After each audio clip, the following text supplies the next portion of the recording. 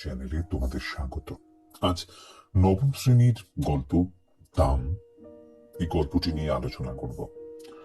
গল্পের রচয়িতা লেখক নারায়ণ গঙ্গোপাধ্যায়। নারায়ণ গঙ্গোপাধ্যায় আধুনিক বাংলা সাহিত্যের একজন বিখ্যাত ঔপন্যাসিক, কবি, প্রবন্ধ রচয়িতা। জন্মেছিলেন 1918 খ্রিস্টাব্দের 4 ফেব্রুয়ারি দিনাজপুরের বালিয়াডাঙ্গিতে। নারায়ণ তার ছদ্মনাম, আসল নাম তারকনাথ গঙ্গোপাধ্যায়। টেনিদা চরিত্রের স্রষ্টা তিনি। তার উল্লেখযোগ্য কয়েকটি গ্রন্থ হল বিতংশ, উপনিবেশ, তিমির তীর্থ, আলোর সরণি, শিলালিপি, লালমাটি, কৃষ্ণপক্ষ, বৈতালিক ইত্যাদি। এই বিখ্যাত সাহিত্যিক 1970 খ্রিস্টাব্দের 6 নভেম্বর কলকাতায় মৃত্যুবরণ করেন। আমাদের আলোচ্য আজকের গল্পটি 1365 বঙ্গাব্দে শারদীয়া তরুণের স্বপ্নতে প্রথম প্রকাশিত হয়েছিল। আজকের গল্পের নাম দাম। মূল গল্পের প্রবেশের আগে অনুরোধ রইল, আলোচনা ভালো লাগলে চ্যানেলটিকে অবশ্যই সাবস্ক্রাইব করো। ভবিষ্যতে প্রশ্নোত্তর, বিশ্লেষণ ধর্মী আলোচনা, সাজেশন ইত্যাদি পাওয়ার জন্য চ্যানেলটিকে সাবস্ক্রাইব করো, বন্ধুদের সঙ্গে শেয়ার করো, ভিডিওটিতে একটি লাইক দিও। গল্পের নাম দাম, লেখক নারায়ণ গঙ্গোপাধ্যায়। দাম, দাম মানে মূল্য, দাম মানে অর্থমূল্য। মানব জীবনে কত কিছুই আছে, মানুষের জীবনে কত সম্পর্ক আছে। সমস্ত কিছু কি দাম বা অর্থ দিয়ে বিচার করা যায়?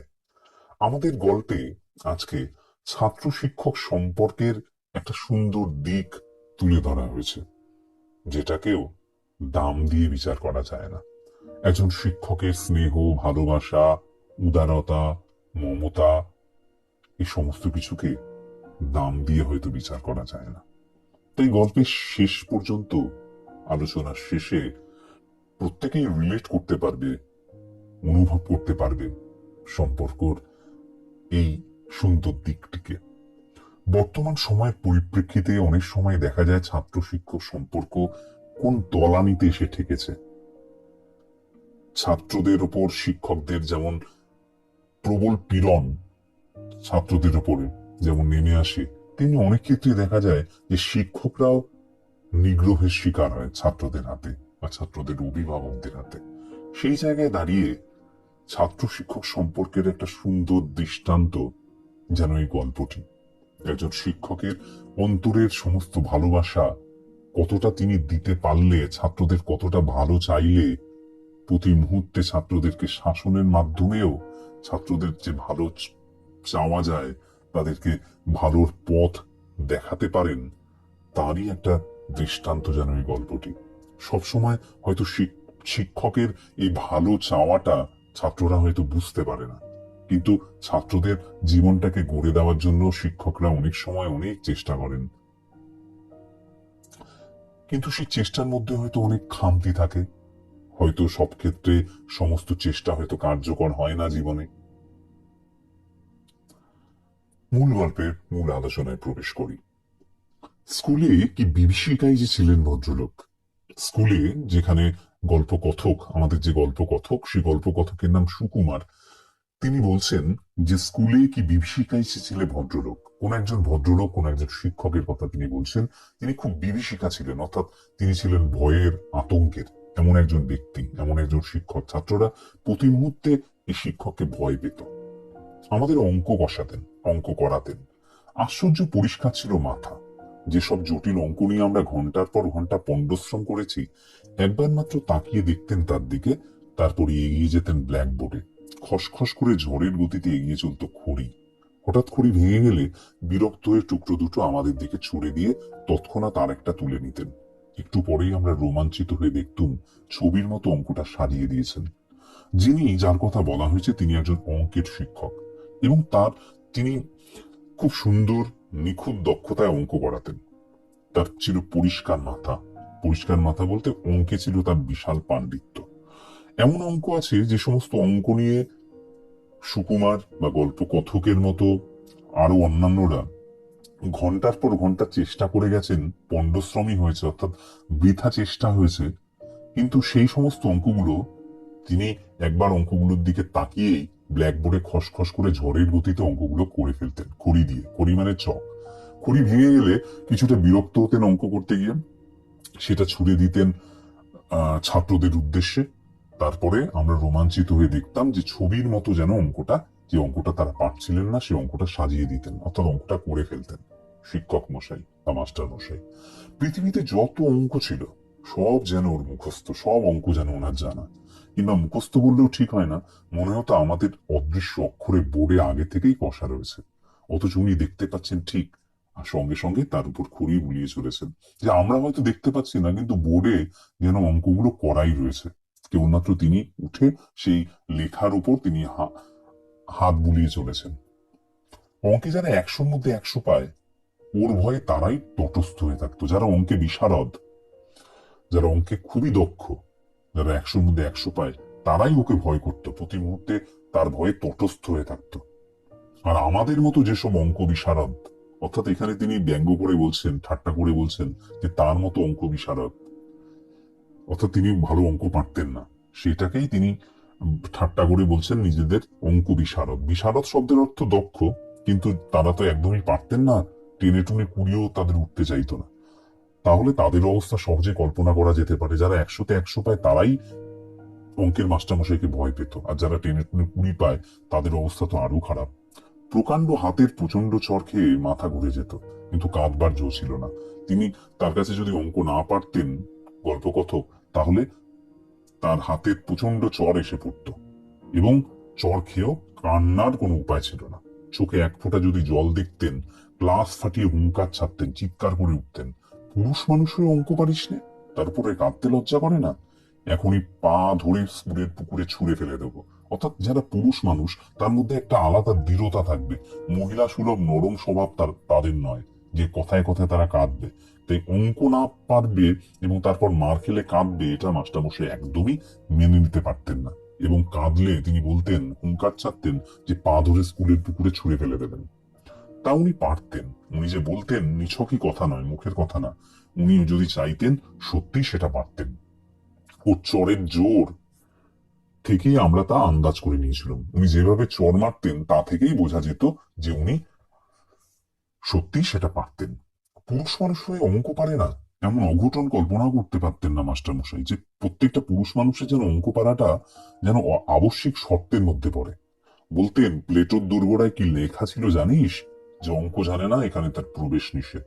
প্লেটো একজন বিখ্যাত গ্রিক দার্শনিক, যিনি ছিলেন আরেকজন গ্রিক দার্শনিক সক্রেটিসের শিষ্য। আবার এই প্লেটোরও শিষ্য যিনি ছিলেন, তিনিও ছিলেন একজন বিখ্যাত দার্শনিক, অ্যারিস্টটল। প্লেটো দ্য রিপাবলিক গ্রন্থের রচয়িতা। এই প্লেটো যিনি ছিলেন গ্রিক দার্শনিক, তার দরজায় নাকি লেখা ছিল, দরজার গোড়ায় নাকি লেখা ছিল, যারা অঙ্ক জানে না তাদের এই ঘরে প্রবেশ নেই। স্বর্গের দরজাতে, অর্থাৎ স্বর্গ নরকের যে ধারণা আমাদের জীবনে আছে, যে পুণ্য কাজ করলে স্বর্গে যাওয়া যায় আর খারাপ কাজ করলে নরকে, সেই স্বর্গের দরজাতেও ঠিক নাকি ওই কথা লেখা আছে যে যারা অঙ্ক জানে না তাদের স্বর্গে প্রবেশ নিষেধ। যদি সেখানে যেতে চাস, স্বর্গে যদি যেতে চাস, তাহলে অঙ্কটা অবশ্যই শেখ। মাস্টারমশাই এটা বলতেন। স্বর্গের খবরটা মাস্টারমশাই কোত্থেকে জোগাড় করলেন তিনিই জানেন, কারণ তিনি তো নিজে সশরীরে স্বর্গে যাননি, বা তাকে কেউ খবরও দিয়ে যায়নি। সেটা না হয় ধরে নিলাম, তিনি জানেন। প্লেটোকে, যেহেতু তারা নিতান্তই অল্প বয়সী ছাত্রছাত্রী, প্লেটো যে গ্রিক দার্শনিক, এই প্লেটো সম্বন্ধে গল্পকথক কিছুই জানতেন না। তাই প্লেটোকে তার দরজা দিয়ে ঢুকতে না পারলে কি ক্ষতি হবে, এ নিয়ে আমরা কোনোদিন মাথা ঘামাইনি। প্লেটোর সম্বন্ধে যেহেতু আমাদের কোনো ধারণা ছিল না, তাই প্লেটোর ঘরের দরজা দিয়ে ঢোকা নিয়েও আমাদের কোনো মাথা ব্যথা ছিল না। তাছাড়া যে স্বর্গে পা দিয়ে জ্যামিতির এক্সট্রা কষতে হবে কিংবা স্কোয়ার মেজারের অঙ্ক নিয়ে বসতে হবে, সে স্বর্গের চাইতে লক্ষ যোজন দূরে থাকায় আমরা নিরাপদ বোধ করতাম। যেহেতু তারা প্রতি মুহূর্তে অঙ্ক থেকে দূরত্ব বজায় রাখতেন, তাই স্বর্গে গিয়েও যদি অঙ্ক করতে হয়, জ্যামিতির এক্সট্রা জ্যামিতি করতে হয়, কিংবা স্কোয়ার মেজারের বা বর্গক্ষেত্র এবং পরিসীমার বা পরিমাপের নানা অঙ্ক করতে হয়, তাহলে ওরকম স্বর্গে যাওয়ার কোনো প্রয়োজন নেই। তার থেকে লক্ষ যোজন দূরে থাকা। যোজন একটা একক। যোজন, 1 যোজন শব্দের অর্থ হলো 4 মাইল, 8 মাইল। লক্ষ যোজন, সে আসলে বোঝানোর চেষ্টা করা হচ্ছে যে অনেক অনেক দূর। লক্ষ্য যোজন একটা বড় দূরত্ব, এই অর্থে ব্যবহার করা হয়েছে যে অনেক দূরে থাকবো বাবা, সেই রকম অঙ্ক যেখানে আছে সেখান থেকে আমরা দূরেই থাকতে চাই। অঙ্ক যেহেতু তাদের ভালো লাগতো না গল্প কথকের এবং তার মতো আরো অনেকের, তাই তারা তার থেকে একটা নিরাপদ দূরত্ব বজায় রাখতে চাইতো। ম্যাট্রিকুলেশনের গণ্ডি পার হয়ে অঙ্কের হাত থেকে রেহাই পেলুম। ম্যাট্রিকুলেশন আগের পুরাতন যে মাধ্যমিক পরীক্ষা সেটাকে বলা হয়েছে। অনেক সময় আগে এই ম্যাট্রিকুলেশনের গণ্ডি পার হয়ে ইউনিভার্সিটিতেও প্রবেশ করা যেত। তাই ম্যাট্রিকুলেশনের গণ্ডি পার হয়ে অঙ্কের হাত থেকে রেহাই পেলেন, তারপরে আর অঙ্ক তাকে আর কষতে হয়নি। মাস্টারমশাইয়ের হাত থেকেও রেহাই পেলেন স্বাভাবিকভাবে, যেহেতু অঙ্ক করতে হয়নি। কিন্তু অঙ্কের সে বিভীষিকা মন থেকে গেল না। এমন অনেকেই ছোটবেলার অনেক স্মৃতি আছে যা ভবিষ্যতেও আমাদের দুঃস্বপ্ন হিসাবে তাড়া করে বেড়ায়। এমন বাজে বাজে কিছু স্মৃতি থাকে। তাই সে অঙ্কের ভয়টা কিন্তু মন থেকে পুরোপুরি গেল না। তাই তিনি বলছেন, এমএ পাশ করবার পরেও স্বপ্ন দেখেছি পরীক্ষার লাস্ট বেল বড় বড়, অথচ একটা অঙ্ক আমার মিলছে না। মাস্টারমশাই গার্ড হয়ে একবার আমার সামনে এসে দাঁড়িয়েছেন, দু চোখ দিয়ে তার আগুন ঝরছে, দাঁতে দাঁতে ঘষে বলছেন। অর্থাৎ তিনি যে অঙ্কের ভীতি পুরোপুরি মন থেকে কাটিয়ে ফেলতে পারেননি। মানুষের অবচেতন মনেও সেই ভীতিটা গল্পকথকের মনের মধ্যে ছিল। তাই এমএ পাশ করবার পরেও তিনি স্বপ্ন দেখেছেন যে তিনি পরীক্ষা দিচ্ছেন, পরীক্ষা লাস্ট বেল পড়বে, এমন সময়ে তিনি দেখছেন একটা অঙ্ক তার মিলছে না। আর সেই মাস্টারমশাই গার্ড হয়ে তার সামনে এসে দাঁড়িয়েছেন, তার দু চোখ দিয়ে আগুন ঝরছে, কেন তার অঙ্ক মিলছে না। দাঁতে দাঁতে ঘষে কি জানি বলছেন তিনি। মাথার উপর ঘুরন্ত পাখা সত্ত্বেও ঘামে নিয়ে আমি জেগে উঠেছি সে ঘুম থেকে দুঃস্বপ্ন দেখে। পাখা সত্ত্বেও পাখা ঘুরছে, তাও তিনি ঘেমে উঠেছেন। মৃদু নীল আলোয় চেনা ঘরটাকে চোখে পড়েছে সামনে। আমার পড়ার টেবিল, আমার বইপত্রের স্তূপ তিনি দেখলেন। গভীর তৃপ্তির সাথে ভেবেছি, আনন্দের সঙ্গে ভেবেছি, না না, এটা নিছকই স্বপ্ন ছিল। এখন আর আমাকে স্কুলে অঙ্ক কষতে হয় না। আমি অঙ্ক করি না স্কুলে। অঙ্ক আমি অনেকদিন আগে ছেড়ে এসেছি। আমি কলেজে বাংলা পড়াই। অর্থাৎ তিনি কলেজে বাংলা পড়ান, বাংলার তিনি শিক্ষক, এবং এটা কেবলমাত্র তার দুঃস্বপ্ন ছিল সেটা ভেবে তিনি মনে মনে আনন্দিত হলেন। একদিন একটা পত্রিকার পক্ষ থেকে ফরমাশ এলো, আমার ছেলেবেলার গল্প শোনাতে হবে। একটা পত্রিকা থেকে তার কাছে অনুরোধ এলো বা ফরমাশ এলো যে আহ, আপনি একজন শিক্ষক, আপনি একজন লেখক, আপনাকে আপনার ছোটবেলার গল্প লিখে আমাদের শোনাতে হবে। আমি জানালুম, লেখক হিসাবে আমি নিতান্ত সামান্য ব্যক্তি। আমার ছেলেবেলার গল্পে কারো কোনো কৌতূহল নেই। তাছাড়া এমন কোনো স্মরণীয় ঘটনা ঘটেনি যে আসর করে তা লোককে শোনাতে পারি। বলছে না, আমি তো নিতান্ত সাধারণ মানুষ, নিতান্ত সাধারণ ব্যক্তি। ছেলেবেলায় গল্পে কেন কোনো কৌতূহল থাকবে? তাছাড়া এমন কোনো স্মরণীয় ঘটনা, তেমন উল্লেখযোগ্য ঘটনা আমার ছেলেবেলায় ঘটেনি যা লোককে শোনাতে পারি, আসর করে বা লোক ডেকে আমি সেটা শোনাতে পারি। কিন্তু সেই পত্রিকার কর্তৃপক্ষ বা অথরিটি ছাড়লেন না, বললেন না, শোনাতেই হবে। যেহেতু সাহিত্যের ইন্দ্র, চন্দ্র, মিত্র, বরুণেরা কেউ তাদের বিশেষ পাত্তা দেননি। সাহিত্যের ইন্দ্র, চন্দ্র, মিত্র, বরুণ বলতে যারা সাহিত্যের ক্ষেত্রে সাহিত্য জগতের বড় বড় ব্যক্তিত্ব, যারা বড় বড় লেখক, তাদের কাছেই কর্তৃপক্ষ গিয়েছিল, কিন্তু তা কেউই রাজি হননি এই পত্রিকার জন্য লিখতে। তাই অগত্যা তার কাছে এসেছেন, কথকের কাছে এসেছেন, যাতে কথক কিছু একটা লিখে দেন। অতএব আমি ভাবলুম তাহলে নির্ভয়ে লিখতে পারি। ওরা নিজেরা ছাড়া ওদের কাগজের বিশেষ পাঠক নেই, সুতরাং আমার আত্মকথা কারো কাছে স্পর্ধার মতো মনে হবে না। কয়েকটা ঘরোয়া মানুষের কাছে ঘরোয়া গল্প বলবো, ওটা প্রীতির ব্যাপার, পদমর্যাদার নয়। কাগজ কলম নিয়ে বসে গেলুম। আমি কিছুটা ভরসা পেলাম, কারণ এদের কাগজ বেশি লোক বিশেষ পড়ে না। তাই আমার আত্মকথা আমি কিছু লিখলাম, সেটা কারো কাছে স্পর্ধার মতো মনে হবে না যে আমি একটু বেশি বেশি লিখেছি। কিছু ঘরোয়া মানুষ যারা আমার গল্প পড়বে তারা সবাই আমার চেনা পরিচিত। তাই এটা একটা আনন্দের ব্যাপার, পদমর্যাদার নয়। কাগজ কলম নিয়ে বসে গেলাম লিখতে। মনে এলো মাস্টার মশাইয়ের কথা। প্রথমেই ওই মাস্টার মশাইয়ের কথা আমার মনে এলো, তাকে নিয়ে লিখলুম। ছবিটা যা ফুটলো তা খুব উজ্জ্বল নয়। জীবনের যে দিক তুলে ধরা হলো তা খুব উজ্জ্বলভাবে ফুটে উঠল না। লেখবার সময় কল্পনার খাত কিছু মিশিয়ে নিলাম, সেটা বলাই বাহুল্য। অর্থাৎ মাস্টারমশাইকে নিয়ে যে গল্পটা লিখলাম তাতে সম্পূর্ণভাবে তার প্রত্যেকটা ঘটনাই যে তার মধ্যে ছিল তা নয়, তার সঙ্গে এমনও কিছু ঘটনা লিখলাম যেগুলো হয়তো বাস্তবে ঘটেনি। অর্থাৎ কিছু কল্পনা মিশিয়ে নিতে হয় গল্পটাকে সুন্দরভাবে দাঁড় করানোর জন্য। লেখকও তাই করলেন। সেই সঙ্গে সদুপদেশও একটু বর্ষণ করেছিলেন, অর্থাৎ সদ উপদেশ বা নীতি কথামূলক কিছু কথা, সেটাও লিখে দিলাম। কারণ এর থেকে কিছু শিক্ষণীয় যাতে গল্পটা পড়ে প্রত্যেকে কিছু শিখতে পারে। মূল কথাটা এই ছিল, অহেতুক তাড়না করে কাউকে শিক্ষা দেওয়া যায় না। গাধা পিটিয়ে ঘোড়া করতে গেলে গাধাটাই পঞ্চত্ব পায়। মূল কথাটা এই হলো যে মাস্টারমশাই যেভাবে পিটিয়ে বা তাড়না করে শিক্ষা দিতে চাইছিলেন, সেইভাবে সেটা শিক্ষাদানের প্রকৃত পদ্ধতি নয়। গাধা পিটিয়ে ঘোড়া করতে গেলে গাধাটাই পঞ্চত্ব পায়। গাধা পিটিয়ে যদি ঘোড়া বানানোর চেষ্টা করা হয়, গাধা তো ঘোড়া হয়ই না, উপরন্তু গাধাটাই মারা যায় বা পঞ্চভূতে মিশে যায়। এখানে মাস্টারমশাই শিক্ষাদান পদ্ধতির সমালোচনা করেছিলেন তার গল্পে। গল্পকথক সুকুমার তার গল্পে মাস্টারমশাইকে নিয়ে গল্পটা লিখেছিলেন, এবং তার প্রতিটা ছত্রে ছত্রে মাস্টারমশাই যেভাবে শিক্ষা দান করতেন, তার শিক্ষাদানের যে পদ্ধতিগত ত্রুটি ছিল, সে যে ভুল ছিল, অঙ্কের প্রতি তার ভালোবাসা থাকলেও ছাত্রদের যেভাবে শিক্ষা দিতেন সেটা যে তার চোখে সঠিক মনে হয়নি, সেই কথাই গল্পকথা সুকুমার তার গল্পে লিখলেন। তার প্রমাণ আমি নিজে, অর্থাৎ আমাকে যে মাস্টারমশাই যেভাবে পিটিয়ে হয়তো আমাকে অঙ্ক শেখাতে চেয়েছিলেন, কিন্তু বাস্তবিক আমি কিন্তু অঙ্ক শিখতে পারিনি। মাস্টারমশাই আমাকে এত প্রহার করে অঙ্ক শেখাতে পারেননি, বরং যা শিখেছিলাম তাও ভুলেছি। অর্থাৎ মাস্টারমশাই যেভাবে আমাকে অঙ্ক শেখানোর চেষ্টা করেছেন, সে অঙ্ক শেখা আমার পক্ষে তো হয়নি। যেটুকু জানতাম সেইটুকু আমি ভুলে গেছি। এখন 2 আর 2 4 না 5 হয়, তাই নিজের মধ্যে সন্দেহ জাগে। অর্থাৎ এক্ষেত্রে কিছুটা রসিকতা তিনি করেছেন, মাস্টারমশাইকে প্রকারান্তরে সমালোচনা করছেন যে 2 বা 2 4 হয় না 5 হয়, তাই যেন তিনি ভুলে গেছেন। পত্রিকার কর্তৃপক্ষ খুশি হয়ে আমাকে 10 টাকা দক্ষিণা দিয়ে গেছেন মাস্টারমশাইয়ের কাছ থেকে। এইটুকুই আমার নগদ লাভ। যে পত্রিকা কর্তৃপক্ষ গল্পকথককে গল্প লিখতে অনুরোধ করেছিল, গল্পকথক গল্প লেখার পর তারা তাকে খুশি হয়ে 10 টাকা দক্ষিণা বা তার পারিশ্রমিক দিয়ে গেছেন। সে সময় 10 টাকা অনেক। তো মাস্টারমশাইয়ের কাছ থেকে এইটুকুই আমার নগদ লাভ। এক্ষেত্রেও গল্পগত রসিকতা করছেন যে মাস্টারমশাইয়ের কাছ থেকে ছাত্র জীবনে তিনি যা শিখেছেন, কিছুই তিনি শিখতে পারেননি, কিছুই যেন তিনি তার লাভ করতে পারেননি। কিন্তু মাস্টারমশাইয়ের সম্বন্ধে লিখে তার কাছ থেকে মাস্টারমশাই জীবন সম্পর্কে, তার শিক্ষাদান পদ্ধতির ত্রুটি সম্পর্কে তিনি যে গল্পটা লিখলেন, তার বিনিময়ে যে 10 টাকা পেলেন, এটাই মাস্টারমশাইয়ের কাছ থেকে গল্পকথকের নগদ লাভ। তারপরে আরো অনেক দিন পার হয়ে গেল, সে লেখার কথা ভুলে গেলাম মাস্টারমশাইকেও। বয়স বেড়েছে, বিনিদ্র রাত্রি যাপনের মতো অনেক সমস্যা এসে দেখা দিয়েছে জীবনে। বর্তমানে দাবিটা এত বেশি জোরালো যে স্মৃতির দিকে তাকাবার অবসর পর্যন্ত মিলে না।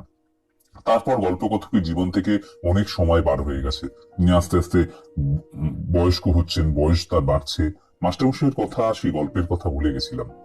গল্পকথক বলছেন তার বয়স বেড়েছে, বয়স বাড়ার সাথে সাথে মানুষের জীবনে একাধিক রোগ ব্যাধি এসে দেখা দেয়। রাত্রিবেলার ঘুমটাও ঠিকঠাক হয় না। আর প্রতিদিনের জীবনে এত কাজ কর্মের আহ্বান থাকে, কাজে মানুষ এতটা ব্যস্ত হয়ে পড়ে যে স্মৃতির দিকে বা অতীতের দিকে তাকানোর হয়তো সেই অবসরটুকু পাওয়া যায় না, যে পুরোনো দিনের কথা ভাববেন। গল্পকথকের ক্ষেত্রেও তাই হয়েছিল। এমনি সময় বাংলাদেশের এক প্রান্তের একটা কলেজ থেকে ডাক এলো, ওদের বার্ষিক উৎসব, ওদের আতিথ্য নিয়ে যেতে হবে ওখানে এবং বক্তৃতা দিতে হবে।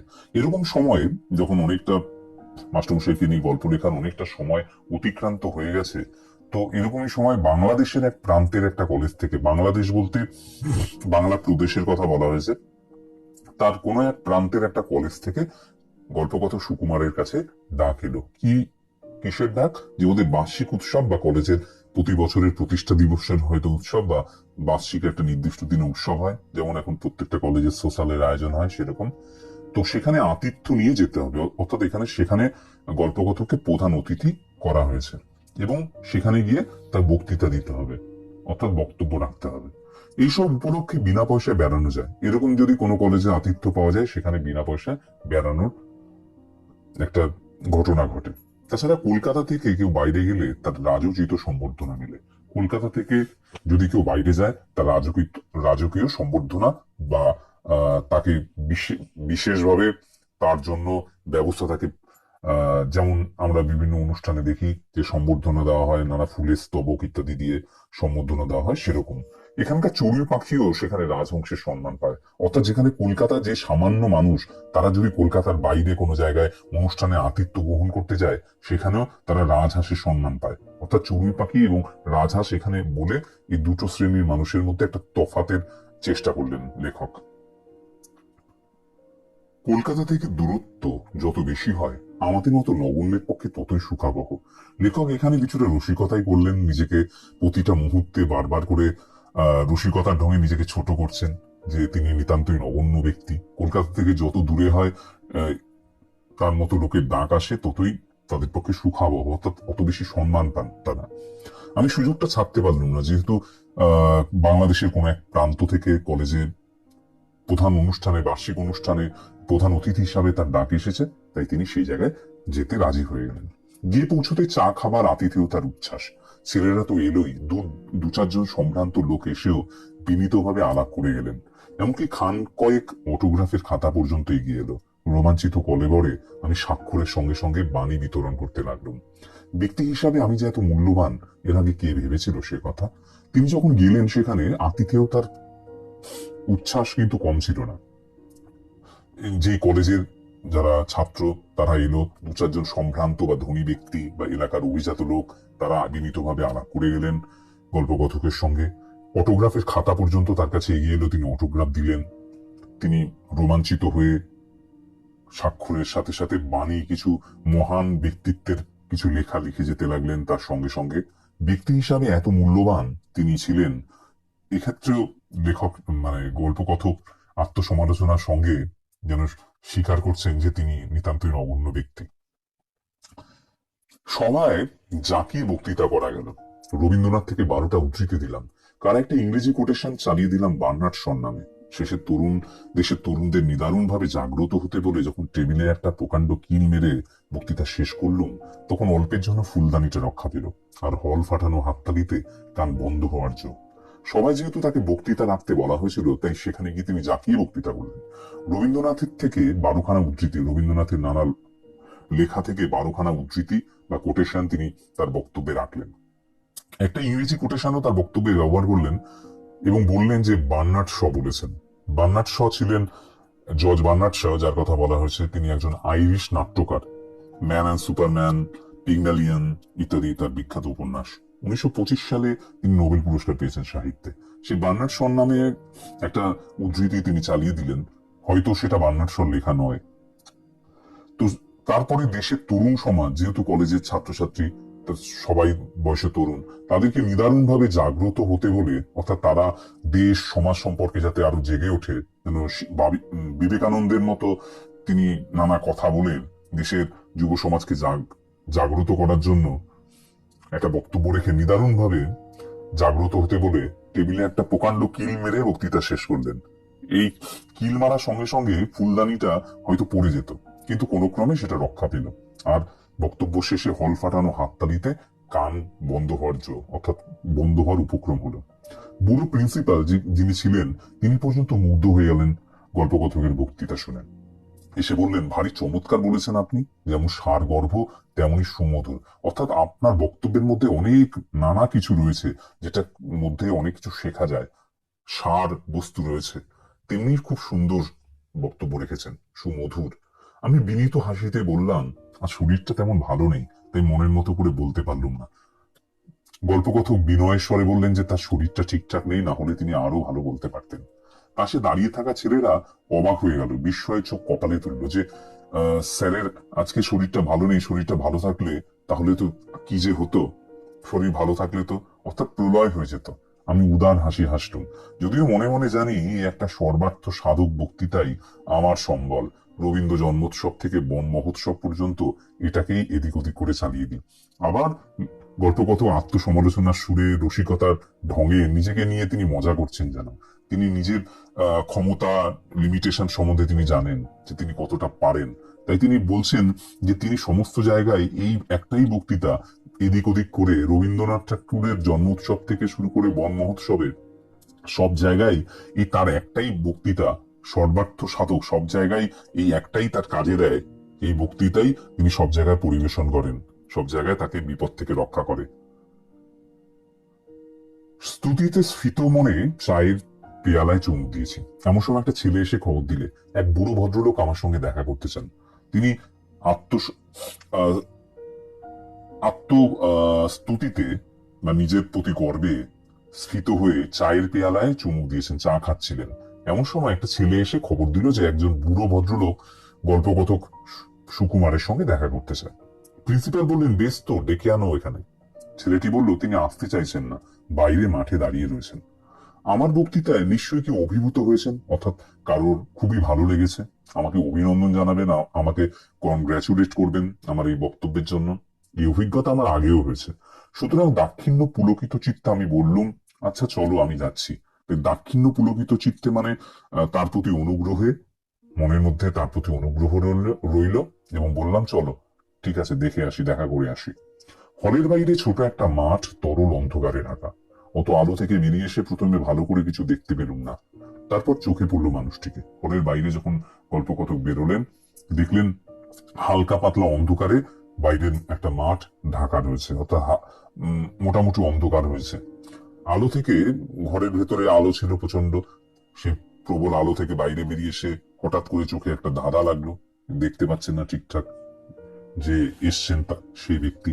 তারপর চোখে পড়লো মানুষটাকে, কুঁজো লম্বা চেহারা, মাথার সাদা চুলগুলো চিকচিক করছে, চিকমিক করছে। কুঁজো বেটে কুঁজো মানে বয়সের ভারে তিনি সোজা হয়ে দাঁড়াতে পারছেন না, মাথায় লম্বা চুল রয়েছে, সাদা চুল রয়েছে, লম্বা তার চেহারা, সাদা চুলগুলো আলোতে চিকমিক করছে। ডাকলেন, সুকুমার। আমি চমকে উঠলুম, এখানে কেউ আমার নাম ধরে ডাকতে পারে, সেটা যেমন আশ্চর্য, তারও চেয়ে আশ্চর্য ওই গলার স্বর। আমার মনটাকে অদ্ভুতভাবে দুলিয়ে দিল। স্মৃতির অন্ধকার থেকে একটা ভয়ের মৃদু শিহরণ আমার বুকের ভেতর দিয়ে বয়ে গেল। যার সঙ্গে যিনি বাইরে দাঁড়িয়েছিলেন গল্পকথকের সঙ্গে দেখা করার জন্য, তিনি গল্পকথকের নাম ধরে ডাকলেন। নাম ধরে ডাকা, এটা গল্পকথক কখনো ভাবতে পারেননি যে এরকম একটা জায়গায়, এখানে কাউকেই তিনি চেনেন না, তার নাম ধরে কেউ ডাকতে পারে। তার চাইতে বেশি আশ্চর্যের হলো, যিনি নাম ধরে ডাকলেন তার গলার স্বর আমার মনটাকে অদ্ভুতভাবে দুলিয়ে দিল। স্মৃতির অন্ধকার থেকে একটা ভয়ের মৃদু শিহরণ আমার বুকের ভেতর দিয়ে বয়ে গেল। এই কণ্ঠস্বর শুনে গল্পকথক ভীত সন্ত্রস্ত হলেন। আমাকে চিনতে পারছো না সুকুমার? আমি চিনেছি। ভয় পাওয়ার অর্থটা বুঝতে আর বাকি নেই। ওই ডাক শুনে ছেলেবেলায় বহুদিন আমার গায়ের রক্ত হিম হয়ে এসেছে। জানি এখনই একটা ভয়ঙ্কর চর আমার পিঠের উপর নেমে আসবে। সেই ভয়টার কঙ্কাল লুকিয়েছিল মনের চোরাকুঠুরিতে। ওই স্বর বিদ্যুতের আলোর মতো তাকে উদ্ভাসিত করে তুলেছে। অর্থাৎ এই কণ্ঠস্বর শুনে গল্পকথক চিনতে পারলেন এবং কেন ভয় পেলেন তার কারণ বুঝতে পারলেন। এই কণ্ঠস্বর শুনে অনেক সময় তার গায়ের রক্ত হিম বা ঠান্ডা হয়ে এসেছিল এবং কণ্ঠস্বর শোনার পরে, সুকুমার শোনার পরে তার চর পিঠের উপর এসে নেমেছিল। সেই ভয়ের একটা কঙ্কাল। ছোটবেলায় এরকম অনেক হয়, ছোটবেলায় অনেক ঘটনা ঘটে, কোনো একটা স্মৃতি, তার একটা প্রতিচ্ছায়া পরবর্তী সময়েও আমাদের মনের মধ্যে থেকে যায়। তাই সেই স্বর যেন বিদ্যুতের আলোর মতো তার এই স্মৃতিগুলোকে উদ্ভাসিত করে তুলল। আমার মাথা তখনই ওর পায়ে নেমে এলো, কারণ চিনতে পারলাম যিনি ডেকেছেন তিনি সেই অঙ্কের মাস্টারমশাই। মাস্টারমশাই আপনি? মাস্টারমশাই বললেন, বেঁচে থাকো বাবা, যশস্বী হও, খ্যাতিমান হও, যশ বা খ্যাতি লাভ করো। রিটায়ার করার পর এখানে এসেই মাথা গুঁজেছি। কাজ থেকে যখন রিটায়ার করলাম তখন এখানে এসেই মাথা গুঁজেছি, এখানে আশ্রয় নিয়েছি। বাড়ি থেকে বেরোই না, আজ তুমি বক্তৃতা করবে শুনে ছুটে এসেছি। খুব ভালো বলেছো সুকুমার, খুব খুশি হয়েছি, তোমার বক্তব্য শুনে আমার খুব ভালো লেগেছে। কিন্তু আমি খুশি হতে পারলাম না। বিজ্ঞানের ছাত্র ছিলেন মাস্টারমশাই, বুদ্ধিতে ছুরির ফলার মতো ঝকঝক করতো চোখ। আজ আমার বক্তৃতার ফাঁপা ফানুস দিয়ে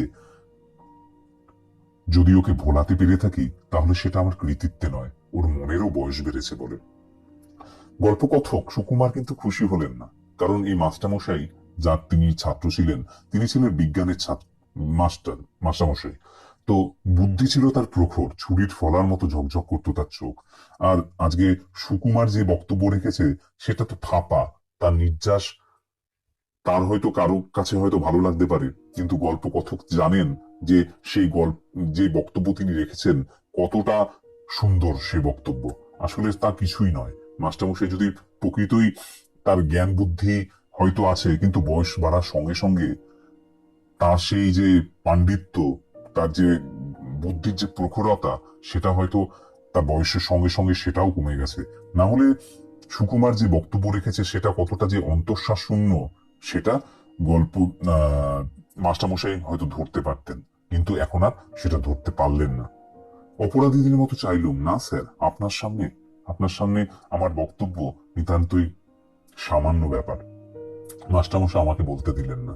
তোমরাই তো আমাদের গর্ব, আমাদের পরিচয়। কিছুই দিতে পারিনি, খালি শাসন করেছি, পীড়ন করেছি। বলতে বলতে যে আমার পকেট থেকে বের করলেন শতছিন্ন একটা জীর্ণ পত্রিকা। একদিন আমার ছেলে এইটে এনে আমাকে দেখালে, পড়ে আনন্দে আমার চোখে জল এলো। কতকাল হয়ে গেল, তবু সুকুমার আমাকে মনে রেখেছে, আমাকে নিয়ে গল্প লিখেছে। সকলকে এই লেখা আমি দেখাই, বলি দেখো আমার ছাত্র আমাকে অমর করে দিয়েছে। সেই লেখাটা, যে লেখাটা সুকুমার একটা পত্রিকায় বার করেছিল, একটা পত্রিকায় মাস্টারমশাইকে নিয়ে যে গল্পটা লিখেছিলেন, সেই লেখাটা মাস্টারমশাই তার জামার পকেট থেকে বার করে দেখাচ্ছেন। দীর্ঘদিন ধরে সেটা সযত্নে রাখার চেষ্টা করেছেন, কিন্তু যেহেতু অনেক দিন হয়ে গেছে তাই জীর্ণ হয়ে পড়েছে, ছিঁড়ে গেছে সে লেখাটা। তো আমার মানে মাস্টারমশাইয়ের ছেলে জোগাড় করে এনে দিয়েছিল, পড়ে তিনি আনন্দিত হয়েছিলেন। সুকুমার তাকে অমর করে রেখেছে এই লেখার মাধ্যমে, এই কথা তিনি বলতে চাইলেন। আসলে এই লেখায় তো প্রতিটা ছত্রে ছত্রে, প্রতিটা লাইনে লাইনে মাস্টারমশাইয়ের প্রতি সমালোচনা রয়েছে। কিন্তু তিনি একজন শিক্ষক, শিক্ষক হওয়ার জন্য ছাত্রের যা লেখনী, যা লিখেছে ছাত্র তাকে নিয়ে, উদার মনে সমস্ত সমালোচনা তিনি কিন্তু গ্রহণ করেছেন। এটাই দেখা যায় যে মাস্টারমশাই চরিত্রের এই দিকটা কিন্তু গল্পে আমরা পাই, যে তিনি কতটা উদার মনস্ক ছিলেন। মুহূর্তে আমার জিভ শুকিয়ে গেল, লজ্জায় আত্মগ্লানিতে আমার মাটিতে মিশে যেতে ইচ্ছে করলো। কিন্তু গল্পকথক তো জানেন তিনি মাস্টারমশাইকে নিয়ে সমালোচনা করেছেন, তাতে মাস্টারমশাই তো আনন্দিত হওয়ার কথা নয়, উপরন্তু সুকুমারের প্রতি তার রাগ হওয়ার কথা। কিন্তু সুকুমার এরকম পরিস্থিতিতে মাস্টারমশাইকে নিয়ে সমালোচনার সুরে তিনি গল্প লিখেছেন, কিন্তু মাস্টারমশাই তার প্রশংসা করছেন। এই জায়গায় দাঁড়িয়ে তার ভালো লাগলো না, তার নিজের কাছে নিজেকে ছোট লাগলো। তাই লজ্জায়, আত্মগ্লানিতে, নিজের উপর লজ্জায় যেন মনে হলো মাটিতে মিশে যান, জিভ শুকিয়ে গেল, যেন মাস্টারমশাইকে তিনি কি বলবেন এর প্রত্যুত্তরে। একটা কিছু বলতে চেষ্টা করলাম, কিন্তু মুখ ফুটে কথা বেরোলো না। মাস্টারমশাই গলা ধরে এসেছিল, তিনি কথা বলতে বলতে গলায় যেন একটা কান্নার একটা ভাব যেন চলে এসেছিল। একটু চুপ করে থেকে বললেন, কি যে আমার আনন্দ হয়েছে সুকুমার, কি বলবো, তুমি আমাকে নিয়ে লিখেছো, আমার কি যে আনন্দ হয়েছে। তোমার এই লেখাটা সবসময় আমার সঙ্গে সঙ্গে থাকে। দু একজন বলে যেমন ধরে ধরে মারতেন, তেমনি বেশ শুনিয়ে দিয়েছে আপনাকে। দু একজন বলে যে আপনাকে আপনাকে সমালোচনা করে লিখেছে, আপনি যেহেতু মারতেন তাই। আমি বলি শোনাবে কেন, কত শ্রদ্ধা নিয়ে লিখেছে, কেন শোনাবে। তিনি উদার মনস্ক, তাই তিনি বলছেন যে আমাকে নিয়ে কেন শোনাবে, কত শ্রদ্ধা নিয়ে লিখেছে দেখো। আর সত্যি তো, অন্যায় যদি করিয়ে থাকি, ওরা ছাত্র, ওরা সন্তান, বড় হলে সে অন্যায় আমার শুধরে দেবে বই কি। জানো সুকুমার, আনন্দে তোমাকে আমি একটা চিঠিও লিখেছিলাম, কিন্তু পাঠাতে সাহস হয়নি।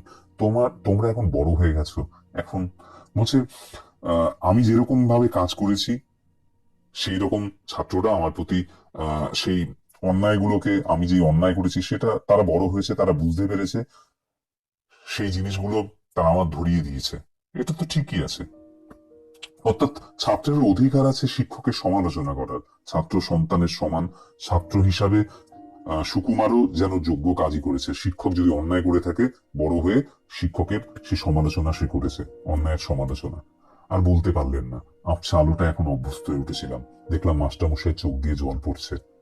মাস্টারমশাইয়ের যে প্রখর, যে একটা চরিত্র, যে একটা কঠোর যে চরিত্র, ছাত্রদেরকে প্রতি মুহূর্তে পিটিয়ে তার কাছ থেকে তার সেরাটা বার করে আনার যে চেষ্টা মাস্টারমশাই করেছিলেন, অঙ্ক শেখানোর ক্ষেত্রে যেটা তিনি করেছিলেন, প্রহার করেছিলেন, সেটা হয়তো মাস্টারমশাইয়ের দিক থেকে ঠিক ছিল। মাস্টারমশাই চাইতেন ছাত্রের সর্বাঙ্গীন বিকাশ ঘটুক, কিন্তু অন্য দিক থেকে ছাত্ররা হয়তো, প্রত্যেকটা ছাত্র হয়তো সেটা নিতে পারেনি। তাই মাস্টারমশাইয়ের বিপরীতে তার যে আহ, যে প্রকাণ্ড যে একটা চরিত্র রয়েছিল, চরিত্রের যে একটা দিক, তার বিপরীতে কিন্তু তার মনের মধ্যে স্নেহ, মমতা সমস্ত কিছুই ছিল। ছাত্রের কিন্তু তিনি ভালোই চাইতেন। এখানে সুকুমারের সাথে কথোপকথনে, সুকুমারের সঙ্গে তার যে বাক্যালাপ হলো, তাতে কিন্তু মাস্টারমশাইয়ের চরিত্রের সেই দিকটা প্রকাশিত হয়েছে। মনে হলো স্নেহ, মমতা, ক্ষমার এক মহাসমুদ্রের কাছে ধারে এসে দাঁড়িয়েছি। সেই স্নেহ কোটি মণিমাণিক্য দিয়ে যার পরিমাপ হয় না, সেই মমতা যার দাম সংসারের সব ঐশ্বর্যের চাইতে বেশি, সেই ক্ষমা কুবেরের ভান্ডারকে ধরে দিয়েও যা পাওয়া যায় না। অর্থাৎ দেখা যাচ্ছে মাস্টারমশাই ছাত্র সুকুমারের প্রতি কত স্নেহ, মমতা, ক্ষমা করে দিচ্ছেন, তার প্রতি কত স্নেহ বাৎসল্য স্নেহ যেমন হয় সন্তানের প্রতি, সেরকম ছাত্র প্রতিও একটা স্নেহ থাকে। মাস্টারমশাইয়ের সেই স্নেহ গল্পকথক যেন উপলব্ধি করতে পারলেন। দেখলেন মাস্টারমশাইকে নিয়ে তিনি কত কিছু লিখেছেন, কিন্তু তাও মাস্টারমশাই ক্ষমা করে দিলেন। তাই মাস্টারমশাইয়ের ক্ষমার দিকটাও তিনি কিন্তু ক্ষমার দিকটাও যেন প্রকাশিত হলো। সেই ক্ষমা কুবেরের ভান্ডারকে ধরে দিয়েও যা পাওয়া যায় না। কুবের হলো ধন সম্পদের দেবতা, খারাপ দেখতে, তাই নাম হয়েছে কুবের। ব্রহ্মা তাকে একটা পুষ্পক রথ দিয়েছিলেন, যা পরবর্তী সময়ে রাবণ তার সাথে যুদ্ধে সেই পুষ্পক রথটা তার কাছ থেকে কেড়ে নিয়েছিলেন, এবং ওই পুষ্পক রথ দিয়েই তিনি কিন্তু সীতাকে হরণ করেছিলেন। কৈলাসে এই কুবেরের বাসস্থান। যদিও গল্পের সঙ্গে এই তথ্যগুলো হয়তো তেমন প্রয়োজনীয় নয়, কিন্তু তাও ভবিষ্যৎ জীবনের সঙ্গে জানার জন্য এটা প্রয়োজনীয়, কুবেরের প্রসঙ্গটা কেন এলো। তা সেই কুবেরের ভান্ডারকে ধরে দিয়েও কিন্তু এই সমস্ত স্নেহ, মমতা, ক্ষমা, এই সমস্ত কিছু পাওয়া যায় না। মাস্টারমশাইয়ের মধ্যে তার সন্তান বা সন্তান তুল্য যে ছাত্র, তাদের এত সমালোচনা সত্ত্বেও কিন্তু তার প্রতি তিনি সমস্ত স্নেহ, মমতা, ক্ষমা ঢেলে দিয়েছেন। আমি তাকে 10 টাকায় বিক্রি করেছিলাম, এই অপরাধ আমি বইব কি করে, এই লজ্জা আমি কোথায় রাখবো। সেই মাস্টারমশাই হয়তো প্রতিটা মুহূর্তে ছাত্রের ভালো চেয়েছেন, হয়তো তার পদ্ধতিগত ত্রুটি ছিল, যেভাবে তিনি পড়াতে চেয়েছেন সে পথ এবং পদ্ধতি হয়তো ঠিক ছিল না, কিন্তু তার তার মধ্যে কিন্তু সন্তানের প্রতি বা ছাত্রের প্রতি স্নেহ, মমতা, ক্ষমা প্রত্যেকটা জিনিসই ছিল। এই স্নেহ, মমতা, ক্ষমার এই মানবিক গুণগুলো সঙ্গে পরিচিত হওয়ার পরে গল্পকথক নিজের প্রতি অনুতপ্ত হলেন, যে কেন তিনি মাত্র 10 টাকায় তার মাস্টারমশাইকে এইভাবে বিক্রি করলেন। তার লজ্জায়, সেই লজ্জাটা তিনি কোথায় রাখবেন সেটা ভেবে উঠতে পারলেন না। সামগ্রিক গল্পের আলোচনা ভালো লাগলে চ্যানেলটিকে সাবস্ক্রাইব করো, বন্ধুদের মধ্যে শেয়ার করো, ভিডিওটিতে অবশ্যই একটি লাইক